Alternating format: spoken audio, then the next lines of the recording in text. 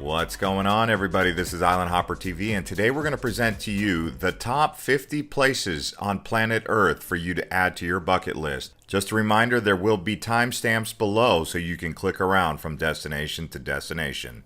First up, we're headed to South America to one of the most spectacular waterfalls on planet Earth, Iguazu Falls, located on the border of Argentina and Brazil. Located in the Iguazu National Park, it is a UNESCO World Heritage site. Typically, people who want to visit here arrive in Buenos Aires and then take a flight to Iguazu. The main area of the waterfall is called the Devil's Throat Canyon. It's 300 feet wide and 260 feet deep. There also is a walkway around the waterfall. Next up, we're headed to the Arabian Desert where Petra, Jordan, is located. This is home to the ancient Nabateans, and currently the Bedouin people live here. This archaeological site is 150 miles away from Jerusalem and 150 miles away from Amman, so you can get there both ways. It is also a UNESCO World Heritage Site. At one point in time, the Romans had expanded their empire into Petra around 106 AD.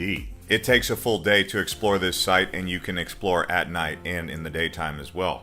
Next up, we're headed to Cappadocia here in Turkey, another famous rock formation city that was built into caves. Nowadays, it is a historical heritage site as well, which also is commonly seen with hot air balloons flying around the area, providing you with a bird's eye view of just how amazing the landscape of this city really is. You can easily catch a flight from Istanbul's two major airports to Cappadocia. Kayseri is the main airport that you would pick. Next up, we're headed to Costa Rica right here in Central America, one of the most biodiverse countries on planet Earth. Many species of birds, mammals, and flora and fauna abundant everywhere you look. Do be sure to check out the wildlife in Manuel Antonio, and the hot springs around La Fortuna, and the beaches on the Caribbean and Pacific side. If you wanted to get to Costa Rica, there's two airports, one in San Jose and the other in the north in Liberia. You will need at least 2 to 3 weeks to explore this whole country. Next up, we're headed to Eastern Africa to Tanzania. This is home to Mount Kilimanjaro, also home to many incredible wildlife safaris that you can do, along with trekking up to the summit of Mount Kilimanjaro. And there is Kilimanjaro in the background. Also, don't forget to head over to the coast to Zanzibar and check out this turquoise water. And when you arrive, you can say Jambo, which is hello in Swahili, and Hakuna Matata, which means no worries. Now we are headed to Southeast Asia to Cambodia. This here is Angkor Wat, located in Siam Reap. Located deep in the rainforest in the former Khmer Empire under the reign of King Suryavarman. This was one of the largest religious sites in planet Earth when it was developed. Over 400 acres, the main temple complex is surrounded by a moat. Originally constructed as a Hindu temple for the god Vishnu around the 12th century. And now we're headed back to South America off the coast of Ecuador to the Galapagos Islands, one of the most amazing volcanic archipelagos on planet Earth. There is over 18 main islands with 3 smaller islands, and it was made famous by Charles Darwin, who is said to have developed his theory of evolution right here in the Galapagos Islands. There are many unique species of plants and animals like the giant tortoise, marine iguana, the blue-footed boobies, penguins, and much more. Next up, we're headed back to Southeast Asia to the gem of Indonesia, Bali. Known for its many temples, volcanic mountains like Agung, rice terraces, beautiful beaches, friendly people, and incredibly rich culture with many different beaches. Some of the popular towns to stay are going to be Kuta, Legion, Seminyak, Uluwatu. And the airport that you'll arrive in is located in the capital of the island called Denpasar. While here, prepare to eat lots of seafood, mee goreng, and nasi goreng, which basically translates to fried rice. Next up, we're headed to the west coast of Italy to the Cinque Terre, which basically translates to the 5 towns. Those 5 towns are Vernazza, Cornelia, Manarola, Rio Maggiore, and Monterosa al Mare. While here, do indulge in some of the local seafood, along with the local cuisine, including pesto and wine. As you will see, there are many grapes growing on the sides of the hills. You can walk around the villages and see the amazing colorful houses and views that they offer here, as well as do some hiking and swimming. Now we're headed to the Indian Ocean. Right in the middle is the small island nation of the Maldives, which consists of over 1,000 coral islands and 26 atolls. The capital is Mali, which is considered one of the most densely populated capitals on Earth. While here, you'll experience stunning beaches and crystal clear waters full of marine life. Best time to visit is dry season, December to March. Next up, we're headed over to Tahiti, which is in French Polynesia. More specifically, you want to check out Bora Bora. This volcanic island is surrounded by a coral reef, and it is absolutely stunning. Tahiti is home to many popular tourist destinations like Moorea, with these floating beach bungalows over the water. Tahiti is divided into 2 parts, Tahiti Nui and Tahiti Iti. You will arrive here in Papeete at the airport of Fa'a'a. Here we are in Peru. Again, in South America, this nation is home to some of the most amazing sights on Earth.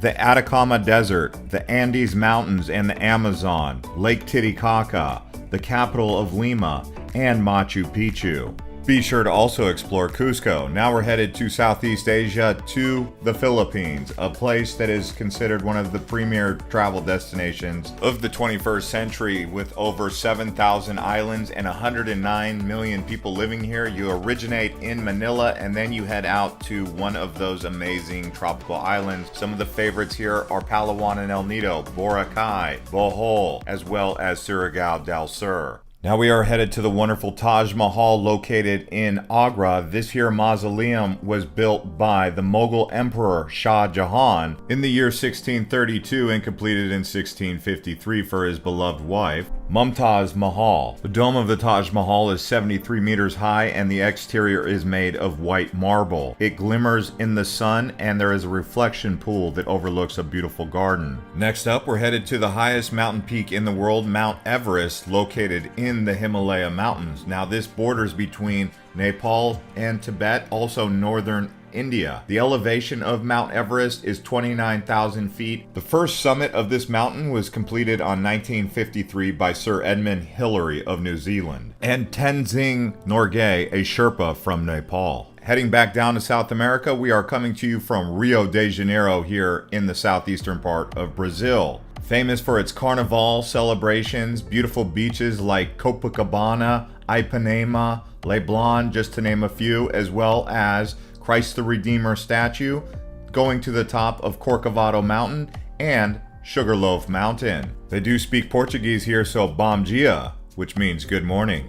Spending 3 to 5 days in Rio is definitely time well spent. Next up, we're headed back to Italy. This time we're on the Adriatic side over in Venice. Built on a group of small islands separated by canals, it is famous for gondola rides, also because it was a historical trading and commerce area during the Middle Ages and the Renaissance. Nowadays, you can visit the Piazza San Marco, St. Mark's Basilica, the Grand Canal area, and really just take in all of the history. It does get crowded though, and they now require a reservation to visit. Now we're on our way to the Canadian Rockies to Banff. Now there is a town here and also several different lakes. It's surrounded by spectacular mountains, glaciers, lakes, forests. People come up here for skiing, snowboarding, mountain biking, you name it. Very popular place. Also, there is the Banff Hot Springs and the popular lakes known as Peyto Lake and Lake Louise. We're staying in Canada and we're going to the east. This time we're going to Niagara Falls, located along the Niagara River. It actually borders between the United States and Canada and consists of 3 separate waterfalls: Bridal Veil Falls, American Falls, and Horseshoe Falls. While you're here, you can actually take a helicopter ride, do a boat tour up to the waterfalls where it gets very misty, or just look from above upon the observation decks. The Canadian side is considered the most well-known. Heading out to the middle of the Pacific, this time we're headed to the island of Maui for the road to Hana. This windy road is 52 miles long and goes through the lush rainforest on the island, where you'll see many different waterfalls and beautiful coastline views. Some of the towns you'll stop along the way are Paia, Haiku, and Hana at the very end, where you will find a red sand beach, a black sand beach, and a white sand beach, Wailua Falls, and the 7 sacred pools. On our way down to Patagonia here in South America, it is located in Chile and Argentina. This majestic region is mountainous and lush. Here you will find glaciers, marble caves for kayaking around, lots of different wildlife, including llamas, pumas, flamingos, and other animals. You also have the area of Tierra del Fuego and the famous southern village known as Ushuaia. Now we're actually headed over towards Australia to the outback. This here is Uluru Rock, formerly known as Ayers Rock. This is really a unique place in the middle of Australia. There's no big cities anywhere to be seen for hundreds and thousands of miles in either direction. With a circumference of 5.8 miles, it is considered the world's largest rock monolith. Heading back to Europe, this time we're headed to the Swiss Alps, a popular ski resort destination with towns including Zermatt, which is considered the base camp for the Matterhorn mountain. One of the best ways to see the Swiss Alps is by train. You can get the Golden Pass, and you can check out the towns and villages in between, where there's Interlaken, Lauterbrunnen, Grindelwald, and so many special places. But again, most people like to go here for the skiing in the Swiss Alps. But the good news is you can visit the Swiss Alps during the winter, the spring, the fall, and the summer and enjoy it. On our way back down to Africa, this time we're in Egypt exploring the ancient Egypt, where the Sphinx and the pyramids of Giza are along the Nile River. Here you can find the Great Pyramid and the tombs that are located near Cairo. If you head south toward Aswan, you end up in places like Luxor, Abu Simbel, Valley of the Kings. Also, while here, you can actually take a Nile River cruise and explore all of the ancient sites from the luxury of a tour boat. I recommend at least 7 days to explore all of ancient Egypt. Now we're actually headed way up north. This time we're headed to Iceland, a volcanic island with tons of water and streams and rivers running all throughout here, where you will find many different waterfalls and actually active lava flow.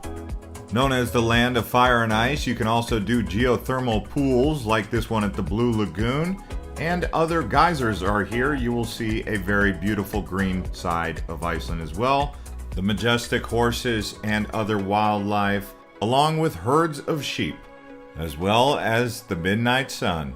And if you stick around long enough, you might find the Northern Lights. Now, the Northern Lights are a thing that you'll want to see, but not exclusive to Iceland. You can find them in Norway, Alaska, and other parts of Scandinavia. So if you're looking for Aurora Borealis, you can check out the Northern Hemisphere for this.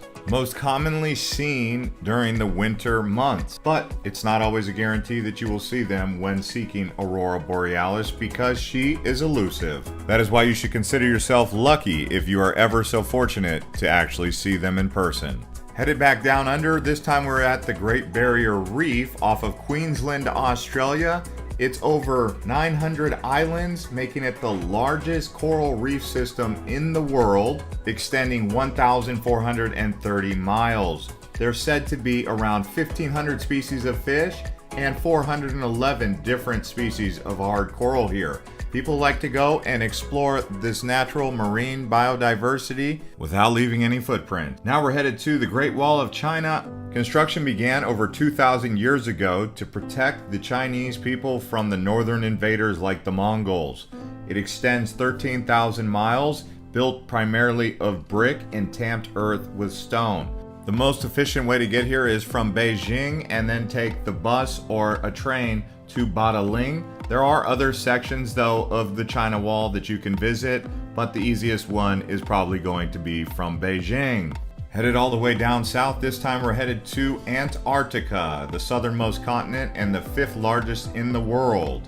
This is one place that if you go to, you are in a very small demographic of people who've actually visited. It is very rugged and rough, comprised of 90% of the world's ice and 70% of the world's fresh water. Teeming with wildlife such as penguins and a variety of different whales. The best way to get here is by boat from Argentina. Heading over to the island nation of New Zealand. It has a North Island and a South Island along with several smaller islands.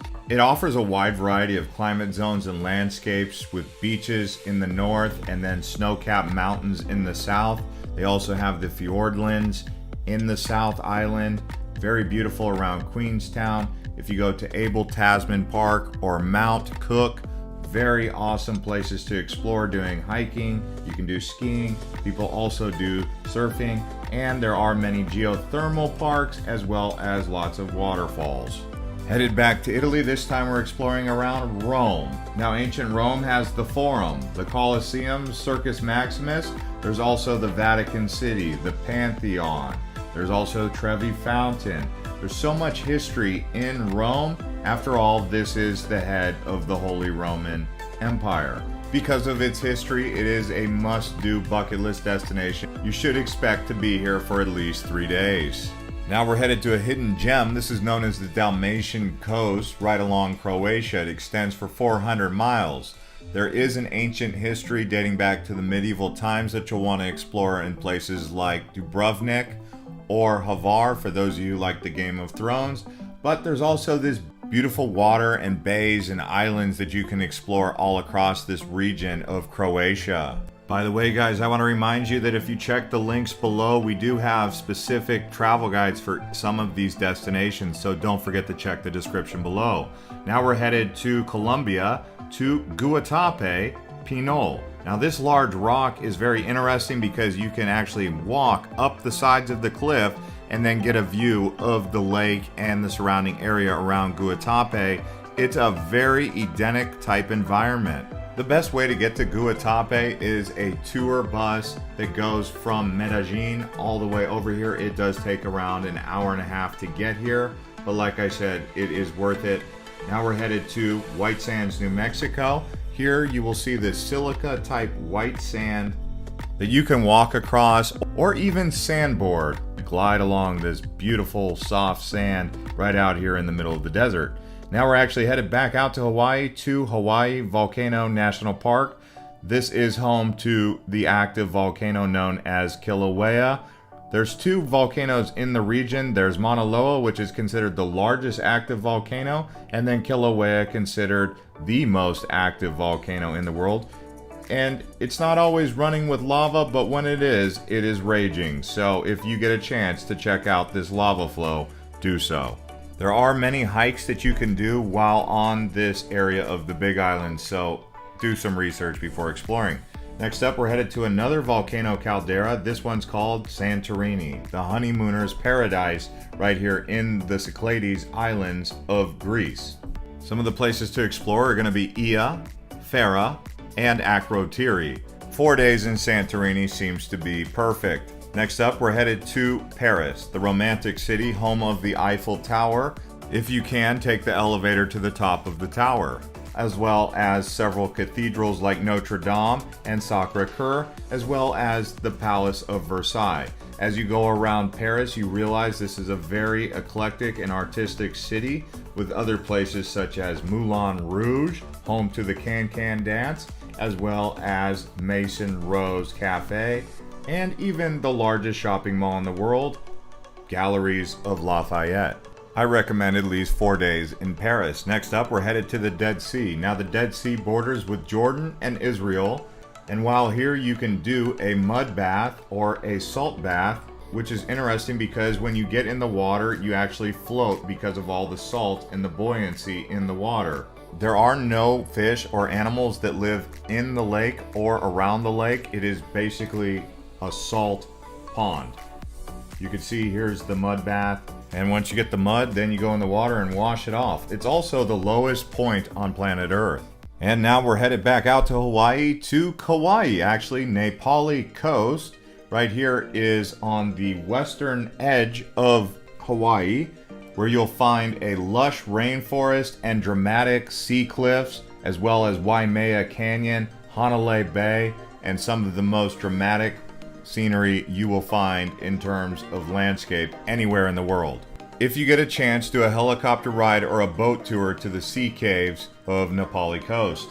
Next up, we're headed to Yellowstone. Now, this is considered a very seismic activity zone, but there's also a lot of wildlife you will see here, including buffalo, grizzly bears, moose, wolves, and of course, more bison.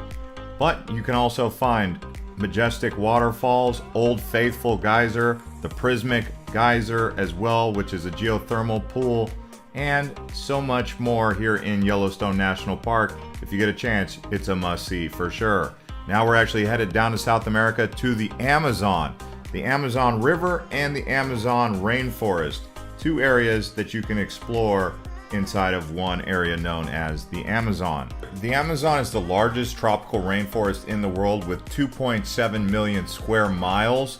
Also, the Amazon River is the second largest river in the world, and it is known for its incredible biodiversity.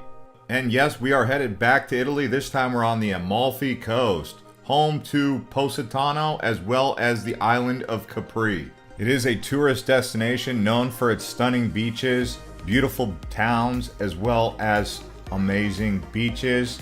The architecture of the towns actually dates back to the 9th century, so it's a very old area to explore right along the Mediterranean Sea here. If you get a chance, try and do the drive either on a moped or a very small car because the roads are windy and skinny. Now we're headed to the Yucatan Peninsula in Mexico, known as the Riviera Maya. This area is in the Mexican state of Quintana Roo.